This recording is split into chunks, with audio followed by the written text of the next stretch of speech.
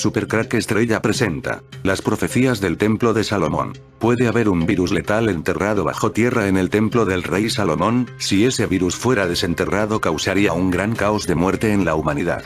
Este virus ya fue desenterrado en tiempos de antes de Jesús, pero las grandes distancias entre una ciudad poblada y otra hicieron que se pudiera controlar. El templo tenía poco de templo, y era más bien un lugar donde se usó tecnología para abrir mini agujeros de negros, una especie de CERN como el que existe en Suiza. Que el Arca de la Alianza estuviera en el templo, demuestra que usaban algún tipo de energía nuclear para realizar experimentos. Uno de estos experimentos creó una especie de virus zombie entre los trabajadores del templo. En aquella época todas las enfermedades eran denominadas como endemoniados. Si tenías una enfermedad eras un demonio. Por esta razón la historia dice que el rey Salomón recibió la ayuda de demonios para construir el templo. Pero eran seres humanos infectados de algún tipo de virus. Para controlar el virus, Salomón enterró los cuerpos de estos obreros en el templo, encerrados en cápsulas, pues ni siquiera quemados eran capaces de controlar el virus. La historia dijo que fueron demonios enterrados bajo el templo del rey Salomón. ¿Qué fue de este sagrado cofre que encerraba las 10 tablas de la ley? Se dice que el arca que detenía a ejércitos enteros, derribaba murallas y era capaz de abrir las aguas de los ríos, se encuentra oculta en Jerusalén. La Biblia nos relata que el arca de la alianza tenía poderes excepcionales e incomprensibles. Podía detener el curso de los ríos, aplastar montañas y destruir ejércitos enteros. Cuando el pueblo de Israel llegó a la tierra prometida y los judíos se encontraron con el río Jordán, el arca de la alianza detuvo las aguas del torrente para que los hebreos pudieran cruzarlo. Las profecías del templo de Salomón aluden al nacimiento de un nuevo orden mundial. Su destrucción, así como la del segundo templo levantado por Herodes, ha dado lugar a numerosas leyendas y profecías. La reconstrucción del tercer templo está progresando gracias a los esfuerzos de varias organizaciones judías que desean ver cumplidas las profecías. ¿Cambiará el orden mundial? Es un elemento clave en la profecía bíblica que involucra el regreso de Jesucristo a la tierra, la construcción del tercer templo de Jerusalén. Un movimiento en Israel está trabajando para que esto ocurra. El 7 de junio de 1967, una brigada israelí comandada por Mota Gur hizo un anuncio que los judíos habían esperado oír durante unos 2000 años. El monte del templo está en nuestras manos. El monte del templo está en nuestras manos, dijo Gur. Retomar este templo fue importante por varias razones. Por un lado, es donde el rey Salomón construyó el primer templo judío. Después de que los babilonios lo destruyeron, Zorobabel puso la primera piedra para un segundo templo, que más tarde fue ampliado por el rey Herodes. Después, cayó en el 70 después de Cristo, en manos de los romanos. Cuando el comandante Gur declaró que el monte del templo estaba de vuelta en manos judías, reavivó la esperanza por un tercer templo tan esperado. La Guerra de los 6 días fue un milagro de proporciones bíblicas, y fue una apertura para una nueva era para Israel y el mundo entero, dice Rabbi Chaim Richman, Instituto del Templo. El Rabbi Chaim Richman, del Instituto del Templo, está dedicado a la reconstrucción del templo judío. Él lo ve desde la Guerra de los 6 días como un cambio profético. Sería difícil no ver lo que ha sucedido en los últimos 50 años como un hecho tremendo. No solo cumpliendo la profecía, sino por ser un tremendo salto, un tremendo avance, más que profético, es como un beso del cielo. Un beso divino, es como un pincel íntimo con la realidad, de la compasión y el amor de Dios que cumple sus promesas, comenta Richman. El instituto comparte una conexión clave con la batalla por Jerusalén. Su fundador, el Rabí Israel Ariel, sirvió con la brigada de 55 paracaidistas que capturaron el monte del templo. Después de la victoria, una guía jordana les dio un recorrido destacable. Su trabajo consistía en llevar la ametralladora de la compañía. Hay una fotografía muy bonita de eso. En realidad, la primera noche de la liberación de Jerusalén, se le dio la tarea de custodiar el lugar del Domo de la Roca, que por supuesto es donde está el lugar santísimo.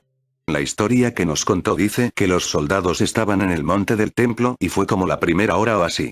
Y se les acercó un jordano de vestido occidental, que explicó que él era el guía turístico oficial para el parlamento jordano y se ofreció a llevar a los soldados y mostrarles los sitios en el monte del templo. Él tomó a los soldados y al rabino y él dijo, bien que esto es exactamente donde el santuario estaba. Aquí es donde estaba el altar y entonces aquí estaba la menorá. Él les decía todas estas cosas acerca de la historia del templo sagrado. Finalmente, el rabino le preguntó, ¿por qué nos está diciendo todo esto? Y él dijo: bien, tenemos la tradición de nuestros padres, y ellos de sus padres, que un día los judíos harían una guerra y conquistarían esta montaña y reconstruirían el templo sagrado, y asumo que empezarán mañana. Quiero que esto sea mi parte ayudándoles, relata Richman. Richman dice que ellos quedaron muy sorprendidos, pero en el fondo parece que no estábamos listos.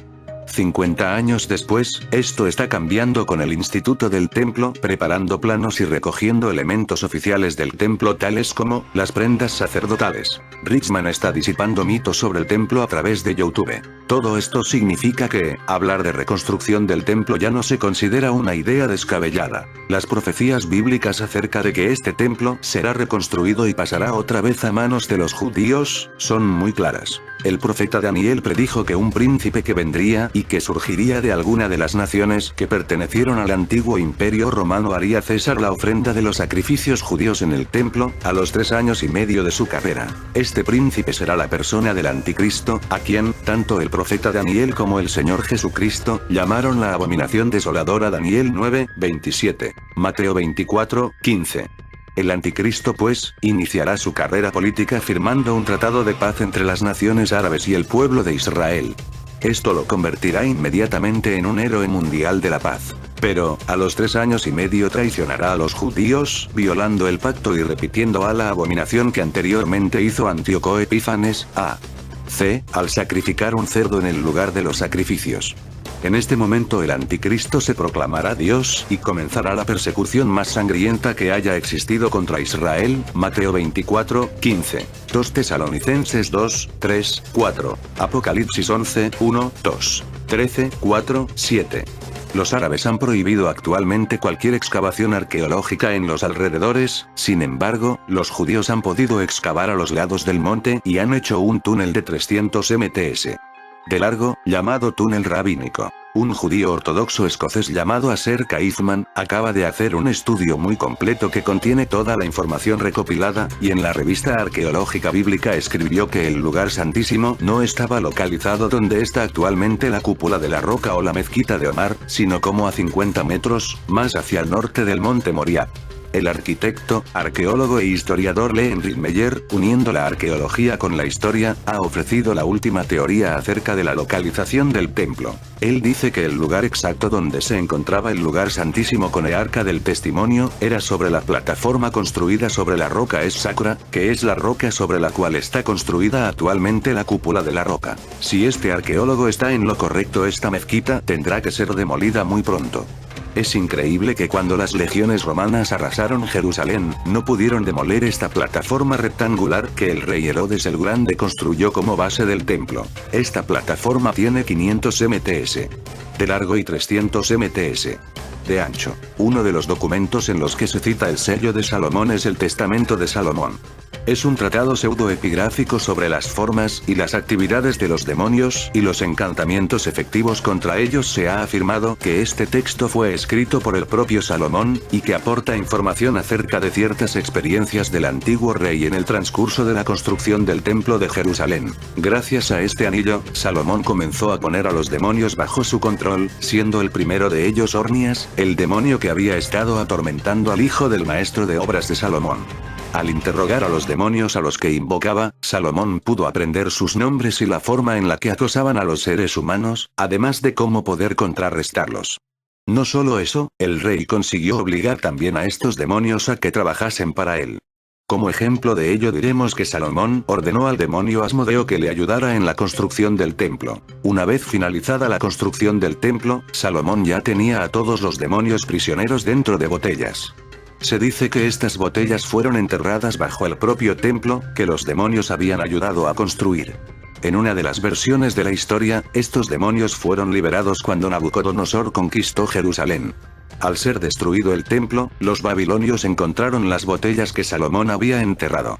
Pensando que contendrían oro, los soldados babilonios abrieron las botellas, permitiendo que los demonios vagaran de nuevo libremente por todo el mundo. Lo que para mí no fue más que un virus, y que por la forma de estos hombres se les llamó demonios. La tradición del poder de Salomón sobre los espíritus aparece también en otras culturas del Medio Oriente. Ejemplo de ello es el libro de las 1001 noches, en el que se indica que a Salomón, hijo de David, se le considera el señor de los Ifrit, genios, y se indica que castigó a los Ifrit rebeldes que se negaron a seguir la religión y someterse a su obediencia, encerrándolos en jarrones que tenían un sello de plomo, en el que figura impreso el nombre del Altísimo Alá. La primera sección del libro se le llama Ars Goetia. Esta describe a los 72 demonios que él dice haber invocado y encerrado en una vasija de bronce, sellada con símbolos mágicos, y que obligó a trabajar para él. Parece ser que el Arca de la Alianza no era el santo de los santos, sino, entre otras cosas, el embalaje de una máquina que producía alimento. Solo podían acercarse a la misma los elegidos, es decir, aquellos que fuesen conocedores de su manejo. Las personas no iniciadas sufrieron lesiones, enfermaron o murieron porque la máquina, por los síntomas, parece que irradiaba una fuerte radiactividad. El maná, según el libro del Éxodo, era el alimento enviado por Dios todos los días durante la estancia del pueblo de Israel en el desierto.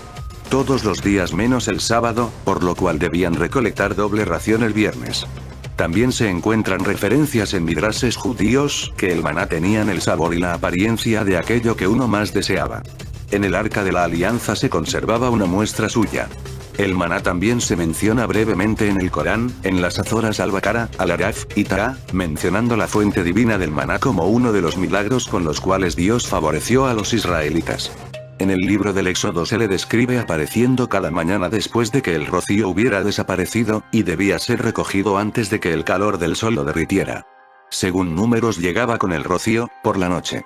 Según la descripción bíblica, el maná se parecía a las semillas de coriandro, era de color blanco, y tras molerlo y hornearlo se parecía a las obleas con miel, aunque en Números se describe del mismo color que la mirra india, y añade que algunas de las tortas sabían a tortas aceitadas. Los exégetas creen que estas diferencias se deben que el Éxodo es un texto yavista, mientras el de Números es de fuente sacerdotal. El Talmud babilónico explica que las diferencias en la descripción se debían a que su gusto variaba según quien lo tomaba, miel para los niños, aceitunas para los jóvenes, pan para los mayores. La literatura rabínica clásica soluciona la cuestión de si el maná caía antes o después del rocío, explicando que lo hacía entre dos capas de humedad. Es interesante observar que, independientemente, los egiptólogos Howard Middleton Jones y James Michael Wilkie, en su primer libro sobre la Gran Pirámide, Giza Genesis de Best Kept Secrets, muestran cómo la explicación bíblica de la construcción del arca es una descripción del pasaje hacia adentro de la Gran Pirámide, donde dicen que se almacena la alianza, llamada el Arca de la Alianza. Según se dice, el Arca de la Alianza es un portal, y reúne o hace puente entre bandas de frecuencia de dimensiones, algo similar a lo que es logrado por los llamados agujeros de gusano de la física y la ciencia ficción. Esta parece que es una de las funciones del Arca. Se afirma que la tecnología del Arca de la Alianza fue instalada en nuestro sistema planetario para contrarrestar desequilibrios y distorsiones creados por interferencias negativas. La Gran Pirámide fue construida, al parecer, alrededor del 46.000 a.C., y luego reconstruida varias veces alrededor del 28.000 a.C., 10.500 a.C., y 9.500 a.C., después de distintos cataclismos. Podríamos añadir que este lugar es también un vórtice de energía central de la Tierra, correspondiente a un chakra en los humanos. Este vórtice fusionó las frecuencias de la tercera y cuarta dimensión. Y cuando está activo, dentro de la cámara de resonancia armónica de la pirámide, crea una alineación interdimensional con un sistema similar en Sirio, lo que permite algún tipo de teletransportación. El arca está asegurada y oculta dentro del templo del rey Salomón, aunque hay otras teorías que dicen oculta dentro de la esfinge, más allá del portal interior de la tierra alrededor de donde fue construida la esfinge alrededor de la época de la Gran Pirámide. Pero la tierra interna no significa el centro de nuestra tierra. La esfinge fue construida, al parecer, por los Anunnaki, fundadores de la cultura sumeria. La cabeza era la de un Anunnaki como un recordatorio de su herencia. El Arca de la Alianza siempre acompañaba a los judíos cuando iban a librar una guerra o una batalla, como ocurrió durante la conquista de Canaán. Con ella, los judíos se sentían protegidos, porque el arca poseía tales poderes, que la convertían en un arma absolutamente letal. Ellos decían, que en su interior residía la ira de Dios. Así que, en el cerco a la ciudad de Jericó, 7 cuernos de carnero, tocados de forma constante por 7 sacerdotes, y acompañados del arca, consiguieron destruir los muros y asediar la ciudad. Pero los shofar no han sido las únicas armas sónicas de la antigüedad del que se tenga constancia. En Números 10, 1, 2. Aparecen las instrucciones divinas dadas a Moisés, para que hiciera 2 trompetas de plata. ¿Es casualidad que sean siempre los dioses, quienes dan instrucciones y conocimientos tecnológicos y avanzados, a los seres humanos? La palabra hebrea Chapsot-Será, aparece 29 veces en el Antiguo Testamento. Se ha traducido casi siempre como trompeta, excepto en 3 ocasiones, que aparece como trompeteros, y una vez como bocina, apareciendo solo una vez en singular. Durante el exilio de los israelitas en el desierto del Sinaí, que duró 40 años, el Éxodo describe que se construyó el arca cuando Moisés les reveló la ley divina y fundó la religión hebrea, pero su función no se revela hasta los 3 siguientes libros: Levítico, Números y Deuteronomio. Solo los levitas podían tener acceso a ella. El Levítico relata que Dios se aparecía en una nube encima del arca, y en el libro de los Números cuenta que Dios hablaba desde allí, y que la nube del Señor flotaba sobre el arca, para proteger a los israelitas mientras la transportaban por el desierto. La última referencia sobre el arca de la alianza en el Antiguo Testamento, es en el libro de Jeremías, justo antes de que los babilonios saquearan el templo en el año 597 AC. Parece más que evidente, que el Arca de la Alianza era un complejo dispositivo tecnológico. La palabra arca, hacía referencia a una tecnología extremadamente avanzada, que se podría traducir como arquear curvar. El Arca de la Alianza era un generador de energía, o parte de un sistema de producción de energía. Esta energía podía utilizarse como un arma de ondas sónicas como en Jericó, como un medio de radiocomunicación o como un arma de gran poder y devastador, así como un portal dimensional. Es decir, arca, hacía más bien referencia al poder de curvar el espacio-tiempo, de transformar la energía, más que en un elemento mobiliario. Obviamente, esta tecnología no la crearon las mentes que vivían en Israel, sino mentes mucho más avanzadas y con conocimientos increíbles en el campo de la física. ¿Qué motivo tendría una civilización avanzada para legar este poder y esta tecnología? El monasterio de El Escorial, una puerta al infierno que Felipe II se encargó de sellar. Donde se copió las técnicas del Templo de Salomón para viajes en el tiempo. Su ubicación pudo estar influida por la leyenda local sobre una mina cuyas galerías llegaban hasta las mismísimas puertas del infierno. Con toda seguridad, el monarca conocía el mito cuando levantó allí su particular Templo de Salomón. Felipe II construyó el Real Monasterio de El Escorial con 2 finalidades muy concretas: conmemorar la victoria en la batalla de San Quintín frente a los franceses, y crear un monumento funerario a la altura de la dinastía de los Habsburgo. No en vano, el Real Monasterio de El Escorial es, sobre todo, el sueño de juventud de un monarca aficionado a la arquitectura y a la teología en todos sus aspectos. ¿Pero por qué eligió Felipe II la Sierra Madrileña para construir su gran proyecto? Además de por un tema climatológico, la zona es fresca en verano, y por la cercanía de los materiales necesarios para la obra, han apuntado algunos historiadores una posible causa de índole esotérica. Según una leyenda medieval, Lucifer vivió en una cueva situada a los pies del monte Abantos, Sierra de Guadarrama, justo los días entre la expulsión de las cortes celestiales y su destierro al infierno.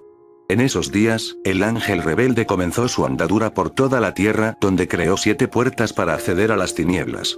Una de ellas estaría en San Lorenzo de El Escorial. Un perro negro acecha por el templo. Durante las obras, que se alargaron cerca de 21 años, se extendió entre los peones la leyenda de que un misterioso perro negro acechaba por las noches obstaculizando las obras. Y si hacemos caso a esta historia entre el mito y la realidad, el perro fue finalmente capturado y se ordenó que se le ahorcase en una de las torres del monasterio, donde permaneció meses. Sobre los planos y la simbología oculta del monasterio de El Escorial mucho han hablado los historiadores.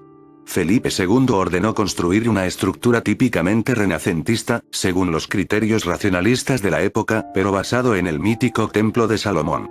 Varios arquitectos contemporáneos han coincidido en dictaminar que el Templo de Salomón, tal y como ha sido representado tradicionalmente, y el Real Monasterio de El Escorial guardan muchas similitudes. Así, el hispanista René Taylor llegó a afirmar que el edificio tiene una geometría oculta sustentada por el cuadrado, el círculo y el triángulo.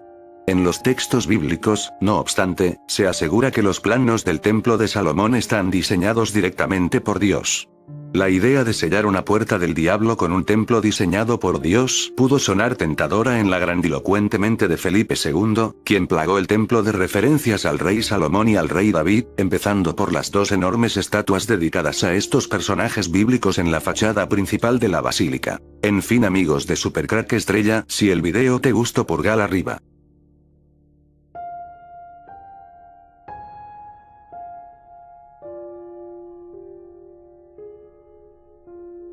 Supercrack Estrella presenta la mesa del rey Salomón, protegida por los visigodos en tiempo de los maya. El año 683 después de Cristo es considerada una época oscura por los pocos datos que hay. En aquel año, el 683, es cuando la civilización maya de México realizó un extraño dibujo donde parece verse un hombre de la civilización maya dentro de un cohete. A este grabado se le conoce mundialmente como el astronauta de Palenque. Palenque es el lugar donde se encontró este grabado dibujo, donde se puede ver un ciudadano de la cultura maya dentro de un cohete. En el año 683 después de Cristo, en la península ibérica estaban los visigodos. La península ibérica es lo que conocemos en nuestros días como España. En Gran Bretaña en ese año del 683 estaban los anglosajones, y en América, en México, en ese año 683 que se pintó un astronauta maya dentro de un cohete, estaban la civilización maya. También estaban los vikingos en Finlandia, Noruega. Y los árabes, que empiezan a combatirse en una gran potencia, y claro está Alemania, donde estaban los reinos de los francos en la época merovingia. En ese año del 683 personas importantes eran, por ejemplo, en lo que hoy es Alemania, Teodorico III, el rey de lo que hoy en día es Inglaterra era Ethelredo de Mercia, el papa en Roma era Benedicto II, Teodoro de Tarso era arzobispo de Canterbury, y el rey de los visigodos en la península ibérica hoy España era Hervigio, y nos queda los maya, quien era muy importante en ese 683 después de Cristo en la civilización maya, Pacal II o Pacal el Grande, 603-683 después de Cristo. Fue el gobernante más prestigioso del estado maya de Baakal, cuya sede era la ciudad de Palenque. Tomó el poder a la edad de 12 años, su madre Saccug lo supervisó hasta que fue adulto. Durante su gobierno Baakal alcanzó los mayores niveles de esplendor y sofisticación. Su tumba, encontrada en el fondo del Templo de las Inscripciones, fue descubierta por el arqueólogo mexicano Alberto Ruz Luillier, en 1952, y se considera uno de los hallazgos arqueológicos más importantes de Mesoamérica. El acceso a la tumba, una escalera de 22 metros de profundidad, estaba bloqueada por piedras y tierra que fue necesario retirar. Las labores de desescombro duraron 2 años. La lápida del sarcófago de 5 toneladas ha dado origen a múltiples discusiones por las interpretaciones que se le han dado. De acuerdo con la creencia maya, Pacal debía descender al inframundo para luchar y derrotar a los señores de la muerte, a fin de renacer como el dios del maíz, y así ascender al plano celeste para procurar el equilibrio del universo y garantizar la continuidad de su pueblo. La imagen del sarcófago ilustraría el momento en que Pacal renace, de ahí su posición encogida como la de un recién nacido, convirtiéndose en la personificación de Cahuil, dios patrono de la agricultura, lo que es representado por la diadema flamígera que lleva en la cabeza y que es característica de esa deidad. El soberano emerge de las fauces de Sac-Bagna Achapaat, monstruo del inframundo representado por la forma cuadripartita inferior. Pacal trasciende guiado por el tronco del árbol sagrado que recorre los 3 planos cósmicos, inframundo, terrenal y celeste. El árbol es cruzado por una serpiente de 2 cabezas y en su forma de ave, el dios Itzamnaaj se posa en la cima del árbol, tumba de astronauta extraterrestre, o bajo relieve con simbología clásica. En 1949 el arqueólogo Alberto Ruz de Luillier descubre en el Templo de las Inscripciones de Palenque, bajo una escalera de 45 escalones, la tumba de Pacal el Grande, Kinichanaat Pacal. En la parte inferior observó una zona rellena de piedras y cal. Al limpiar el lugar encontró la espectacular cripta que contenía una gigantesca lápida tapando el sarcófago donde yacían los restos de Pacal. En el relieve de la tapa labrada, se reproduce la figura de un hombre con atuendo maya. El científico y novelista ruso Alexander Kazantev asegura que se trata de una nave espacial. El hombre en posición reclinada estaría sobre un asiento, con cinturón de seguridad y los pies apoyados en unos pedales, con controles al frente y una gran cantidad de tornillos, resortes, caños, tableros y palancas de mando. Dibujó un cohete para mostrar las similitudes. Los restos de Pacal diferirían de las características físicas del pueblo maya. Los antiguos mayas eran personas que medían alrededor de 1,50 metros. El misterio se incrementa al carecer de piedras preciosas incrustadas en los dientes, y su cráneo no estaba deformado, como era el protocolo del momento para semejante personaje. La cantidad y calidad de las joyas encontradas daban una idea de la elevada alcurnia de quien allí yacía: manos delgadas, dedos alargados cubiertos de anillos. Los análisis realizados con carbono 14 sobre los restos óseos lo datan con una antigüedad de 2000 años. Los aportes de Erich von Daniken y Charles Berlitz. Erich von Daniken lo describe como ser que aparece sentado e inclinado sobre unos mandos, como un astronauta en su cabina de pilotaje. El extraño ser lleva en su cabeza un casco, del que salen hacia atrás dos tubos flexibles. Frente a su nariz puede verse claramente un balón de oxígeno. Con ambas manos manipula el personaje algo parecido a unos mandos de control. La mano superior está abierta y en posición de hacer girar un botón como para sintonizar alguna cosa con precisión. En cuanto a la mano situada en el plano inferior, pueden apreciarse 4 de los dedos con el meñique doblado. No es como si la figura estuviera manejando con esa mano una palanca al estilo del acelerador manual de nuestras motocicletas.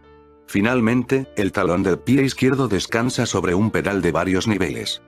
Lleva una indumentaria demasiado moderna. Inmediatamente bajo su barbilla y bien visible en la parte del escote se distingue una prenda semejante a un pullover de cuello de cisne, que se ajusta completamente al torso y acaba en unos puños estriados. Lleva también un ancho cinturón con hebilla de seguridad, un pantalón de mallas gruesas y otro interior muy ajustado, que le llega hasta los tobillos. Ya tenemos al astronauta perfectamente vestido y equipado. Delante de la figura, sujeta a su asiento por cinturones de seguridad, vemos la instalación central para el suministro de oxígeno y de energía, así como el cuadro de comunicaciones. En la proa, pueden distinguirse unos grandes electroimanes cuyo fin es crear un campo magnético en torno al casco de la astronave y protegerla así del choque con las partículas cósmicas. Detrás del astronauta se observa una unidad de fusión nuclear. En el extremo posterior de la nave se halla incluso representado en forma estilizada la estela que dejan tras de sí los cohetes propulsores. Para Charles Berlitz, el diseño era similar al de los cohetes de su tiempo y a la posición que en ellos adoptaban los astronautas. Pero ¿qué podían tener los maya, los visigodos, los anglosajones, árabes y vikingos? La historia nos dice que nada, pues América no había sido aún descubierta, así que los maya no podían saber de otras civilizaciones y de su asistencia, y lo mismo pasaba con los visigodos, y los anglosajones no podían saber de la asistencia de los maya. Pero si la civilización maya parece que tenía de cohetes, o por lo menos de aparatos voladores, ¿por qué no pensar que quizás si se conocían a los visigodos? Tengamos en cuenta que a esta época la llaman la época oscura por los pocos datos que hay sobre ella. La historia está manipulada, así que ¿por qué no pensar que si sabían de la asistencia los unos de los otros, los maya de los visigodos? De esta manera habría que encontrar algo que tenían en común los visigodos con los maya, y hay algo que une hasta dos culturas, que nos hace pensar que los unos sabían de la asistencia de los otros, pues los dos tenían tecnología avanzada. Los maya tenían máquinas voladoras como secreto, como tecnología avanzada, pues los visigodos tenían en su poder y protegían la mesa del rey Salomón, que guardaba el nombre secreto de Dios. Se dice que si alguien descubre el nombre secreto de Dios sería el fin del mundo. Los anglosajones empezaban a sentirse amenazados por los vikingos, al igual que los visigodos por los árabes, así que es lógico pensar que los visigodos, ante la amenaza de la expansión árabe, quisieron proteger lo que más valor tenía para ellos, la mesa del rey Salomón. Recordemos, estamos hablando del año 683, la invasión árabe a la península ibérica se produjo en el año 711 después de Cristo, así que los visigodos en ese 683 ya empezaban a ver desde África que pronto llegarían a la península ibérica. En aquella época los barcos no disponían de la capacidad de recorrer grandes distancias, los únicos eran capaces eran los vikingos, pero ni siquiera ellos podían recorrer una distancia desde lo que hoy es Europa hasta América. América aún no se conocía, pero si los maya tenían máquinas voladoras, y los visigodos la pensar que si sabían de la asistencia de América y de los maya, los únicos que disponían tecnología para recorrer grandes distancias eran los maya en estos cohetes. Entonces, cuando los visigodos vieron la amenaza de que la mesa del rey Salomón podía caer en manos de los árabes, estos entraron en contacto con los maya, para que estos con sus máquinas voladoras pudieran llegar hasta península ibérica y llevarse la mesa del rey Salomón a América. Luego los mayas desaparecieron para irse a otra dimensión donde llevaron la mesa. Salomón fue el tercer rey de Israel, elegido sucesor de su padre David en 1011 a.C. Reinó entre 978 y 931 AC, y su reinado se caracterizó por el mantenimiento de la paz interior y exterior. La mesa del rey Salomón, entre sus muchas empresas, destacó la construcción de un fabuloso templo. Salomón murió el 922 a.C. y tras este suceso Israel sufrirá la cautividad de Babilonia y la destrucción del templo por Nabucodonosor II. A pesar de eso, existen indicios de que gran parte del mitológico tesoro que en él se guardaba, y entre los más extraordinarios objetos la llamada Mesa de Salomón, escapó del saqueo, siendo guardado en escondites secretos por los sacerdotes. Esta mesa, también conocida por el espejo de Salomón, fue donde, al parecer, el rey plasmó todo su conocimiento esencial del universo, la fórmula de la creación, en un esquema geométrico que a su vez contenía la formulación de la palabra fundamental, del nombre verdadero de Dios, el Shem Shemaforash. Tras permanecer escondido dicho tesoro, una parte, al menos, cayó, en el año 70, en manos de los romanos. Las legiones de Tito tomaron Jerusalén y destruyeron el templo y se hicieron con la tabla de Salomón, también llamada mesa por varios autores. Así nos lo cuenta un testigo presencial llamado Flavio Josefo. Entre la gran cantidad de despojos, los más notables eran los que habían sido hallados en el templo de Jerusalén: la mesa de oro, que pesaba varios talentos, el tesoro de Salomón quedó depositado en el templo de Júpiter Capitolino I, y más tarde en los palacios imperiales. Allí se mantuvo hasta que en el año 410 el rey Godo Alarico conquistó Roma y lo trasladó hasta Tolosa, capital de los godos. En el año 507, el rey Alarico II tiene que abandonar Tolosa perseguido por los francos y burgundos, para esconderse en España. El tesoro nuevamente se mueve y presuntamente se instala en Toledo, nueva capital goda. Sin embargo, nada de esto se ha podido probar con certeza. Otros, por el contrario, hablan de su traslado a Jaén o a las costas andaluzas. Sea como fuere, su pista parece perderse en su traslado a Toledo. La leyenda más extendida defiende que la mayor parte del tesoro de los godos acompañaría a los visigodos en su ida de las Galias y pasaría por Barcelona, siendo guardado durante siglos en la cueva de Hércules de Toledo. Desde donde llegaría a Medinaceli la mesa de Salomón, para salvarla del saqueo de Tarik, de ahí que fuese llamada Medinat Almeida, ciudad de la mesa, y Medina al-Shelim, ciudad de Salomón. Sin embargo, las alusiones más antiguas que de Alcalá hacen los cronistas árabes se remontan a los años de la conquista por Tarik y están relacionadas con la mesa del rey Salomón. Según cuentan, este caudillo habría encontrado la mesa en la ruinosa Complutum con la que se encontró. Otros sitúan su esconderijo en la cueva del Zulema, en el transcurso de una expedición militar que realizó desde Toledo a Guadalajara. Incluso se hace una descripción de la misma, según la cual el sagrado objeto tenía 365 patas de oro con miles de esmeraldas engastadas. De este hecho se hace eco el obispo don Rodrigo Ximénez de Rada, quien, basándose en textos de Al-Razi y de Ibn al-Qutiyya, cuenta cómo Tarik atravesó unos montes llamados Jebel Kulema, castellanización de Jabal Sulaima, es decir, montaña de Salomón y precedente del actual topónimo Zulema. Según esta misma fuente, tras cruzar dichas montañas, el conquistador árabe llegó a una ciudad, supuestamente Complutum, donde halló la mesa y a la que bautizó con el nombre de Madinat al-Maida, ciudad de la mesa, y que, según el obispo, pasó a ser el nuevo nombre de Complutum antes de que los musulmanes se establecieran en ella siglo y medio después. La mesa de Salomón. Estos últimos meses se está formando un revuelo en torno a los subterráneos de la ciudad, tipo la famosa cueva de Hércules que Toledo oculta. También siempre se ha sabido que estos subterráneos podrían contener fabulosos tesoros que numerosos investigadores han intentado buscar desesperadamente durante siglos. Entre ellos, la mesa de Salomón.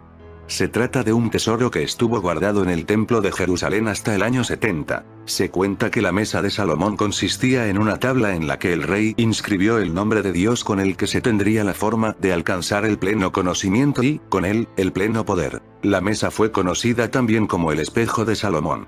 Se cree que estaba hecha de madera y oro con muchas esmeraldas engastadas. Además se decía que tenía 365 patas.